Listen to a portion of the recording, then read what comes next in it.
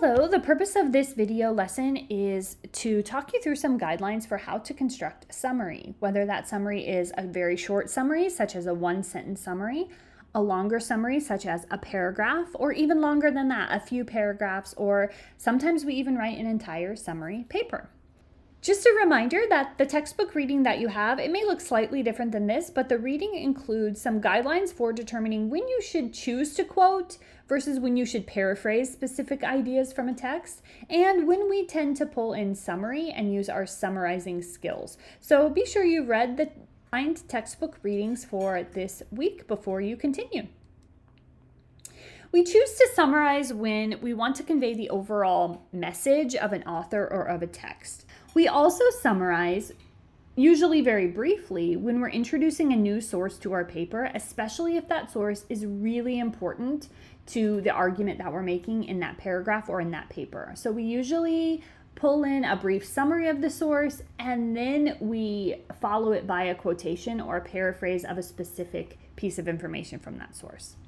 Also, really importantly, when we are in pure summary mode, a summary does not contain your opinion, your evaluation, or your thoughts on the source. So when we're talking about a longer summary, such as a paragraph or even a few paragraphs, we want to think about the structure that a summary paragraph takes. It's going to mirror any paragraph structure, but let's talk about specifically what a summary paragraph will look like. Like all paragraphs, a summary is going to start with a topic sentence. In the topic sentence of a summary, you're going to introduce the text, you're going to identify the author, usually also the title, but you also need to represent the overall main assertion the text is making about the topic. Then it's followed by major supporting points. I like to think of it as a play-by-play of the main points made throughout the article. So you're going to select maybe 2, 3 to 4 major supporting points or sections, and then think about sort of summarizing each of those mini points that are made throughout the paper. Finally, the paragraph ends with a concluding sentence, like all paragraphs. In the case of a summary, though, your goal is to state the author's overall purpose. Who are they talking to? What do they want? What are their final thoughts on this topic or issue? What is the author suggesting to people? So let's break it down a little bit and think about the topic sentence specifically. There's a really nice summary resource that I've provided as well in this week's work. And so definitely refer to that. It's sort of like a 3-column chart because there are 3 types of things that topic sentence needs to include. First of all, in green here, A, we need the author's name.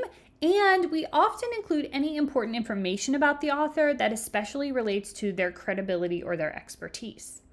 We also include the title and the type of source. So any important identifying information that just says what this source is and who wrote it. In this case, over on the right, you can see the book, Painless Public Speaking. So that tells us it's a book, and the title is Painless Public Speaking, by Sharon Bauer, a speech professor at Yale. So we have not only the author's name, but also what is her expertise, what is her ethos, what is her credibility. We then use a rhetorically accurate verb. Essentially, we're saying Sharon Bauer says. But says is a really dull verb. It doesn't really tell your reader much about what type of rhetorical moves is this text making. Is it making a strong argument? Is it exploring an idea? Is it suggesting? Is it telling us a story? So in this case, we've selected provides as the rhetorically accurate verb. And then provides what? Suggests what? Argues what? So and then after that rhetorically accurate verb, what is the overall main point that the text is actually making? And again, make sure the summary is entirely in your own words. This first sentence especially, we don't pull in any quotations. Instead, in our own words, sort of like explaining what this book is about to a friend if you were sitting next to them and trying to explain it to them. I want to point out to you too, it may not look exactly like this depending on the textbook edition, but the textbook does include a list of verbs that you can use for that in red rhetorically accurate verb. So make sure you take a look at that, and some of the resources I've posted for you in this week's work also include some lists of potential verbs that you can choose from. After that topic sentence comes the major supporting points. So again, this is sort of a play-by-play of the main points the author makes throughout the article.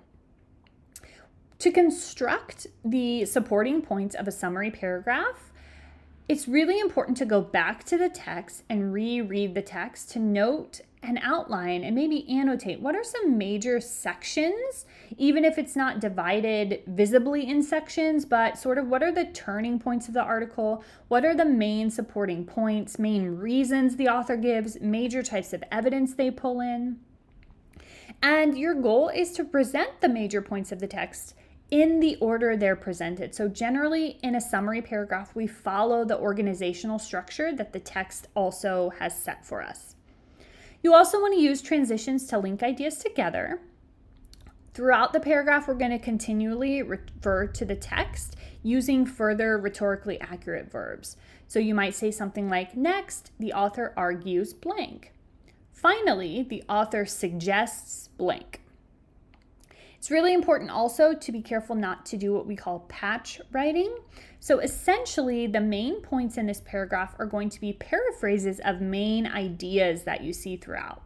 So we're taking, specific ideas from the text and putting them in our own words. But it's really important that we actually use our own words and style. In other words, we're not following too closely to how it's expressed or the language used in the original, unless we're pulling in actual quotations, which occasionally in summary paragraphs we will do, and you can do in your paper.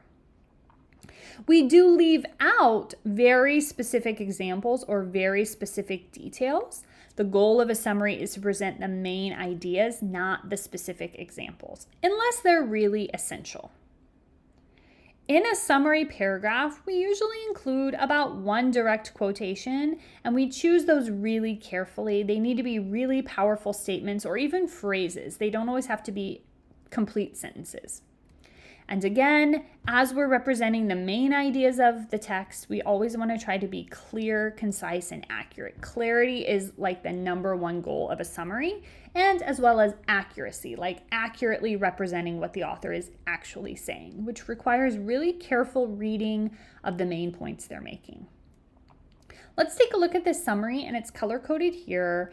The yellow and red are the topic sentence, so we can see the identifying information here in yellow. Then the main assertion of the text. So we have the author's claim, and claim is our rhetorically accurate verb here. And then in green, you can see the transitions, first, next, then, and finally, as well as the rhetorically accurate verbs that are used to introduce each of the main points throughout the text. First, the article contrasts the state's rich history. Next, wrote at all outline how, despite increasing college education costs, etc. Then the author goes on to claim, or the article goes on to claim blank. Finally, the authors juxtapose the unpromising state of the city. So here you can see that play by play, and the transitions first, next, finally goes on to just help walk your reader through the main points of the article. Finally, after those, we end with a concluding sentence where we really try to represent what the author seems to want. What are their goals in publishing this? What are their final thoughts or suggestions?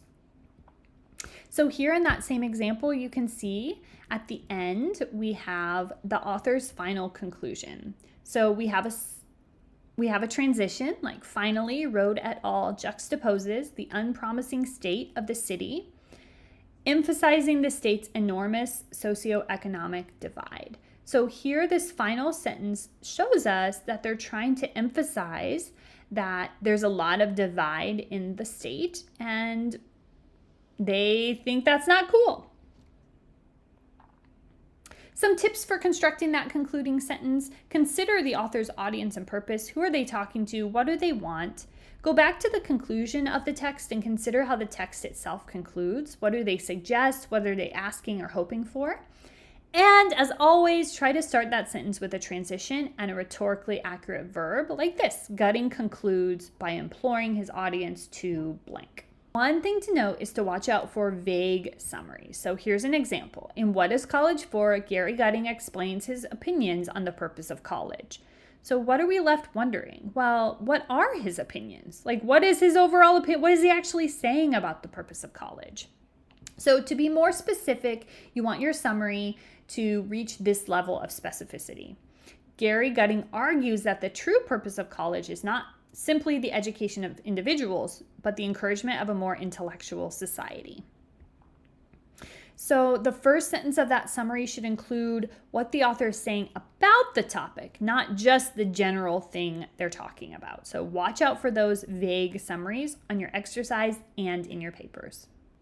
I hope this was helpful for you in thinking about how to go about constructing a summary for your assignment and your papers. As always, if you have any questions, make sure to use the resources that are provided, and you can also email me.